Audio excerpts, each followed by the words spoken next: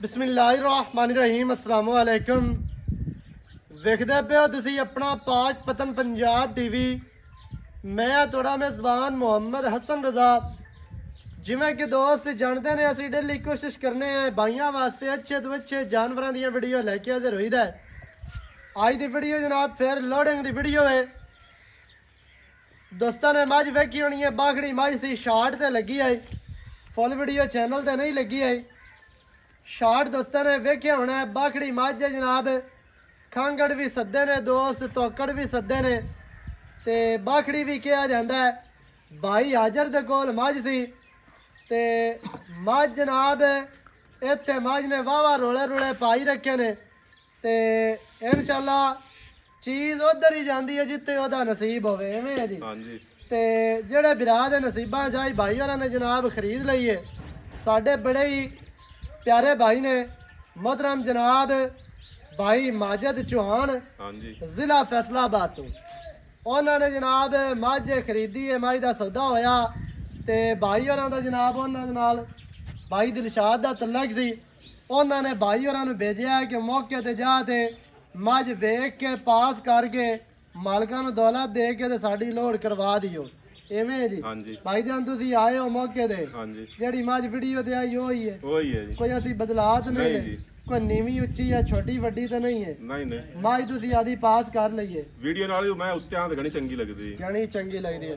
हुण तुसी पास कर लईए अपनी। ओके है जी। सारा कुछ थान शान अगे पीछे वेख ले, मुंह पाट के टुरदी फिरदी सारा काम ओके हो गया, क्लियर है। एवें है जी। ते बाकी जेड़ा है हुण लोड करवाने हैं। भाई हाजर दी जनाब मझ है ते भाई होरां दे नाल भी कर लेने हैं। भाई साहब तुहाडा की हाल चाल है? भाई हाजर भट्टी साहब एवें जी, सेहतां ते बीतां ठीक है? मझ जनाब अपनी माशाल्लाह मैं तो वैसे लाई है शार्ट ते मैं तो वीडियो नहीं लाई है, उस वीडियो दे सौदा हो गया। एवें जी भाई होरी मौके ते आए ने, कोई करप्शन तो नहीं है, कोई वादा घाटा तो नहीं भाई तेरे नाल वाद मुकाई होवे या घट मुकाई होवे, पिछा वाद मुकी होवे।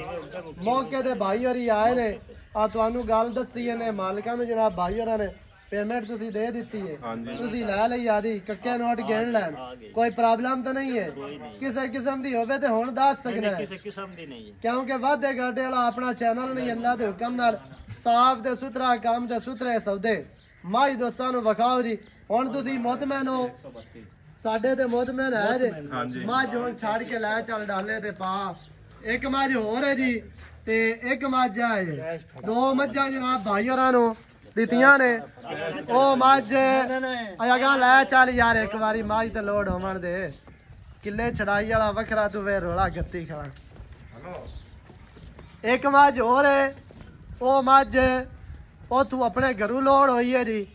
ते एक मझ आए, दो मझां ने जी। ये भाई दिलशाद खिची साहब दा प्यार है ते भाई माजिद साहब दा जिला फैसलाबाद जी। पिंड केड़ा जी? छत्ती की दी पिंड छत्ती ते जिला फैसलाबाद जी।